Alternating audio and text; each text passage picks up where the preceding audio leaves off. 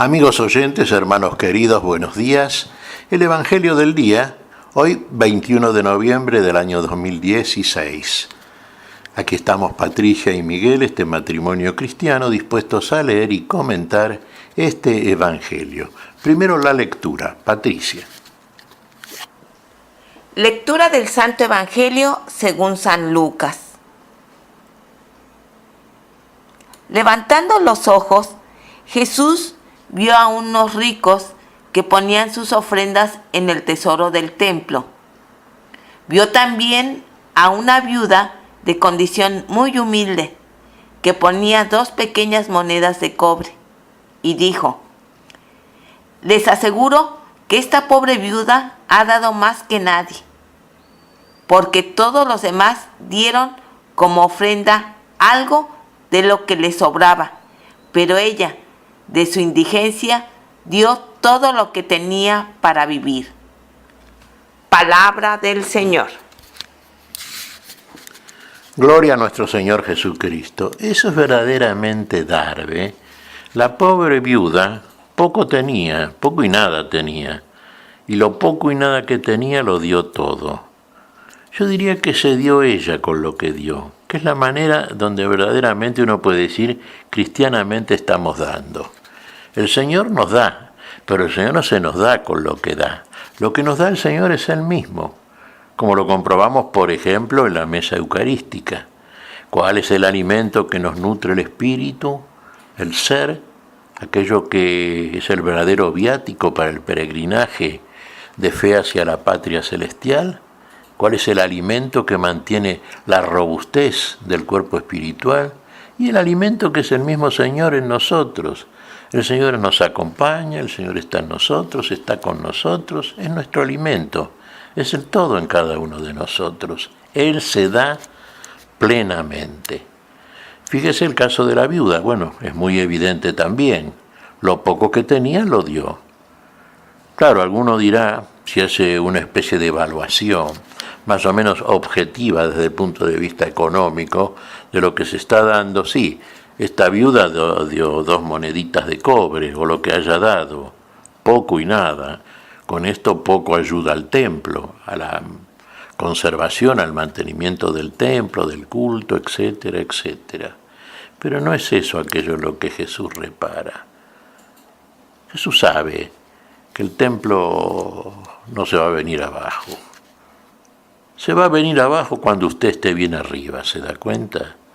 Porque a medida que usted se va elevando espiritualmente, toda la materia a la cual está apegado y de la cual cree que depende su vida, todo aquello que viene a partir del mucho dinero, en usted va a ir perdiendo importancia, va a ir perdiendo interés, y lo que realmente va a cobrar el interés es aquello que tiene un valor permanente, definitivo y eterno, que es la vida. Y va a ver como si su vida depende de menos cosas y finalmente de ninguna cosa, sino del ser del Señor en nosotros. Usted es una persona rica, verdaderamente rica.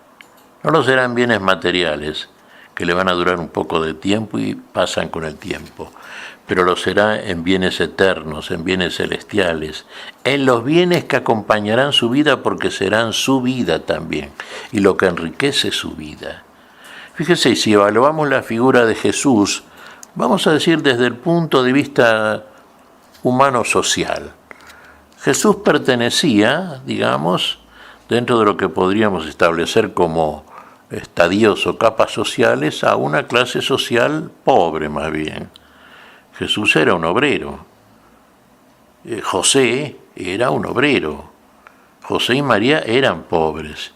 Y el lugar donde se crió Jesús, donde vivían José y María, no era precisamente un lugar donde abundaba la gente de dinero.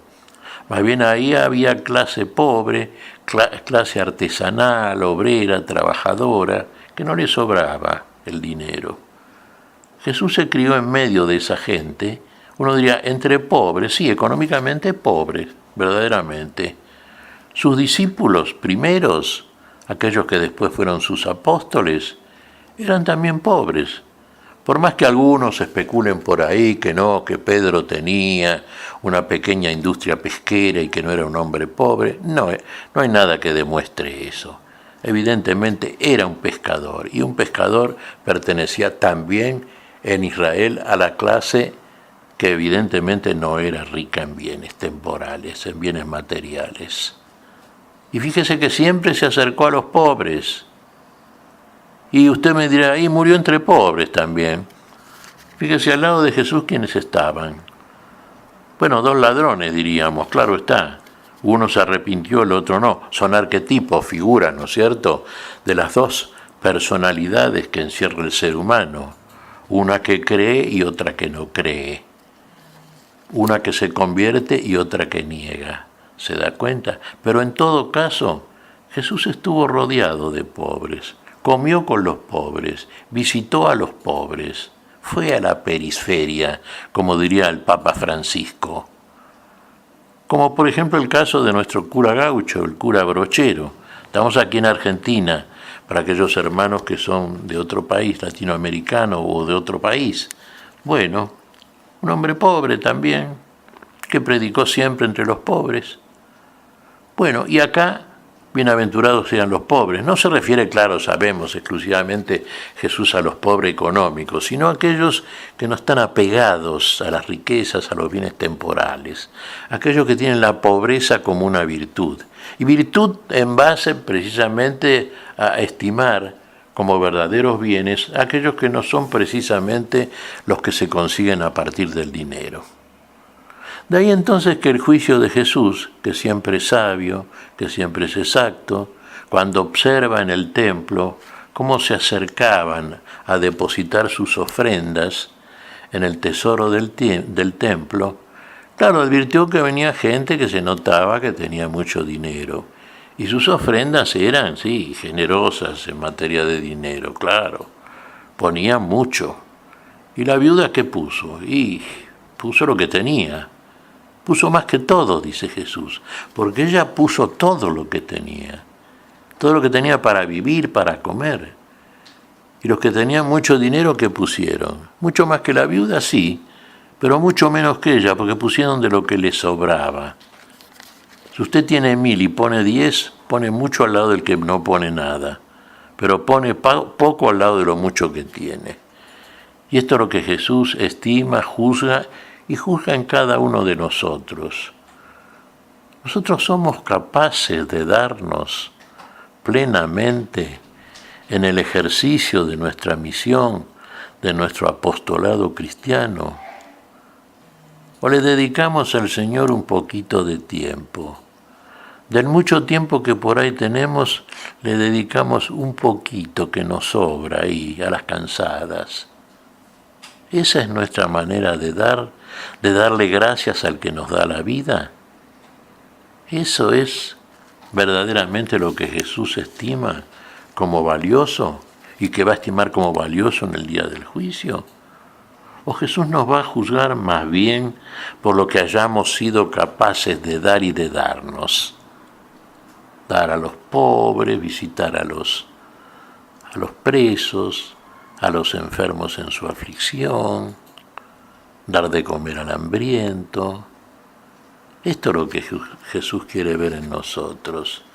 Lo que el Señor hizo, dio a todos, no marginó a nadie, no subestimó a nadie ni sobreestimó a nadie tampoco, pero en ningún caso valoró a la persona por los bienes que eventualmente podría tener, sino la valoró, como en este caso a la viuda, por lo que es capaz de dar.